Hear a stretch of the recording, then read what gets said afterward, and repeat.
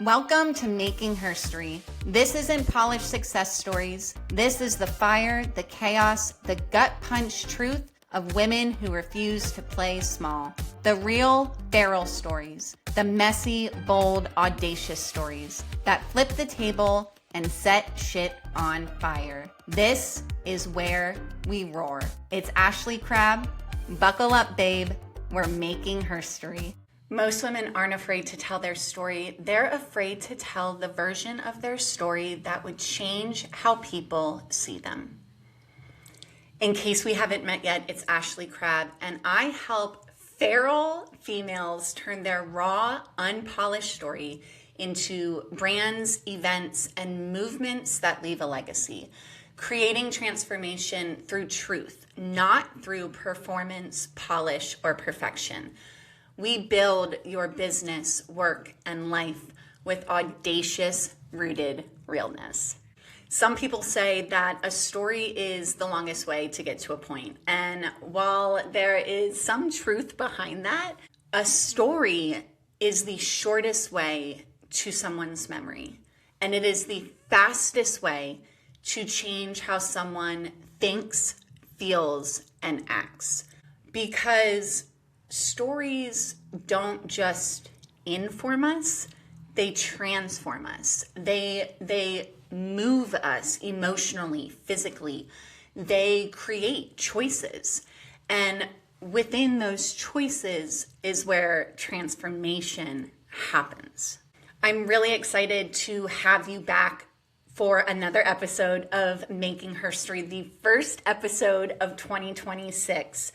And I just want to recenter us around the fact that as women, we need to take the stories that we have lived, survived, buried, and softened, and we need to translate them in a way that connects us, in a way that other women can feel them, but in a way that feels like us. And I know that I am not the only one focused on this. I know that you're focused on this.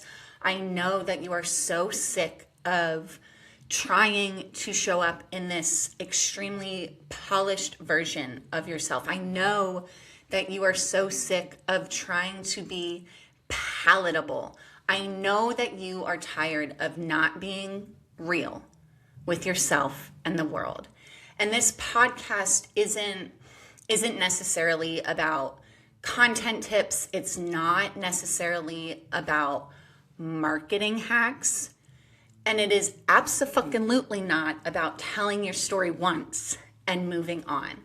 This space, this room, this movement that we are creating here with Making HERstory is a space for women to truly stop shrinking, to truly stop editing themselves, and to stop betraying the truth of who they are, the truth of who I am, the truth of who we are, right? Because your story isn't just something you tell. It's not something you just tell once. Your story is something you live. It is something you are living every single day. And I am so honored to have you in a space where we share them. And here's the real problem that I know I've struggled with, and I think that so many of us are struggling with, is the way that we have been taught to tell our stories, or the way that we have been conditioned to believe our stories need to be. Like, we've been taught that our stories should be neat, that there should be a linear path, that like there should be a clear beginning, middle, and end. And that if we keep working at them long enough, if we keep polishing them enough, like softening them so that they can appease more people and remove some of that discomfort that we know we're going to trigger within others, that like our stories will then become acceptable, that our stories will become stories of authority, of credibility, right?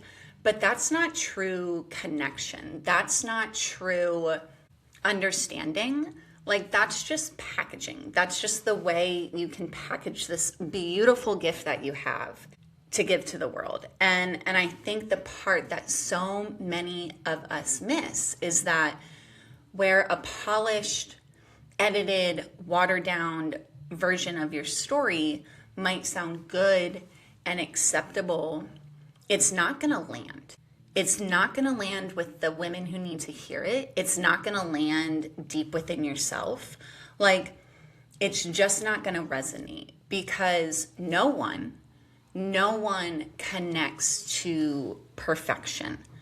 They connect to recognition. They connect to the feeling resonating within them when they hear your story. And if like you're thinking, oh, my story is forgettable, or your story isn't like doing what you want it to do, it's not because your story's small. It's not because your story is wrong. It's because you've been trying to tell this version of your story that is safe and digestible, and that's not you. I want us to think about what makes a great story, because I think we kind of need to like reverse engineer this, right? Great stories don't start necessarily with the speaker, right? Great, yes, you are the speaker. You are, the main character of your story, but they don't start with you. They start with the listener. They start with who you're telling your story to. And I know that like in the business world, in the marketing world, in the content world, it's like your ideal audience, right? So I mean, yes, we're gonna pound that idea super, super hard into our brains, right? Because it's the truth. You need to craft a story in a way that creates connection with the people who you actually want to hear it, right? Like, who are you actually speaking to? Are you speaking to some super professional, tight-zipped person? Or are you speaking to the raw, authentic, audacious, feral, rooted woman who you know is meant to walk alongside you, right? Like, who are you speaking to? What is she worried about? Probably the same things you're worried about. Like, what noise is all around her? What noise is sitting between her and the transformation that you are offering her? The power in a great story is the common thread between your story and hers. And in a world where we are taught like to be polar opposites, to, focus so much on our differences, our common thread is so much more vibrant than that, right? But that's where we get stuck. We get stuck because we're afraid to show and tell that radically real version of our story, the messy version, the unfinished version, the version where we didn't have all the answers, right? The version of still becoming. And we get stuck there because we are so afraid of how we will be perceived. We are so afraid of being misunderstood. So we generalize ourselves. So we slowly dim that light within our story. And when we do that, when we generalize ourselves, we lose every single thing that would have made another woman stop and go, holy shit, she gets me, she sees me, she understands me. And I think so many of us think that we need more authority, we need more credibility, we need more education, certificate, experience, right? But when you go searching for that, when you go searching for those things through editing your story, right, you actually lose all of that. You lose your authority, you lose your credibility because you're not telling your truth. You have lost trust, right? And your magnetism cannot be sticky from a place that is not truthful. And it's not because you're not powerful. You are so fucking powerful. Your story is so fucking powerful. You are not letting yourself feel that power. You are not letting yourself be felt by other people. right? Like, you don't need a bigger platform. You don't need more credentials or outside validation. You don't need any of that, right? You already have the most magnetic thing you'll ever need inside of you. Your story, yours, is enough because no one else can tell that story. That's your authority. No one else can be you. And the longer you have this mindset that you need more to be worthy and for your story to have value in it, the longer you keep that all to yourself, the longer you deny other women the spark that they need to ignite their own story.